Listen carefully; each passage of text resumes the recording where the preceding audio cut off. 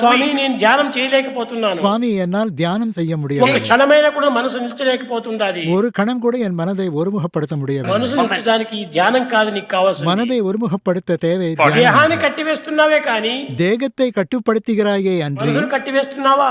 மனதை கட்டுப்படுத்துகிறாயா? మొట్టమొదట మనసును కంట్రోల్ చేయాలి. முதலில் மனதை கட்டுப்படுத்த வேண்டும். ఇది ఎట్లా కంట్రోల్ అవుతుంది? இதை எவ்வாறு கட்டுப்படுத்த ప్రేమ இயலும்? ద్వారా కంట్రోల్ అవుతుంది. அன்பினால் கட்டுப்படுத்த முடியும்.